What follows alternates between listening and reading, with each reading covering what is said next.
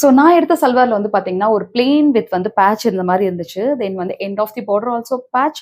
தென் வந்து ஷால்லையும் எண்டில் வந்து பேட்ச் இருந்துச்சு. ஸோ இந்த பேட்ச் வந்து ரிமூவ் பண்ணி ஒரு ஏலியன் குர்த்தி மாதிரி கஸ்டமைசேஷன் பண்ணுங்கிற மாதிரி நினச்சிட்டே இருந்தேன். இது வந்து நார்மல் வந்துட்டு போட் நெக்காக எனக்கு பண்ணுறதுக்கு இன்ட்ரெஸ்ட் இல்லை. ஸோ இதை டிஃப்ரெண்ட்டாக வந்து ட்ரை பண்ணியிருக்கேன். எப்படி பண்ணியிருக்கேன் இந்த வீடியோவில் பார்க்கலாம். ஸோ இந்த சல்வார் வந்து பார்த்தீங்கன்னா சல்வார் அண்ட் ஷால்ஸ் ரெண்டுமே வந்துட்டு பிளெயின் ஒன் பார்டர் மட்டுமே உங்களுக்கு அட்டாச் பண்ணியிருந்துச்சு. ஸோ இதை வந்துட்டு ஒரு ஏலியன் குர்த்தி மாதிரி கஸ்டமைசேஷன் வந்து பண்ணிக்கலாம் அப்படிங்கிற மாதிரி டிசைன் வந்து பண்ணியிருந்தேன்.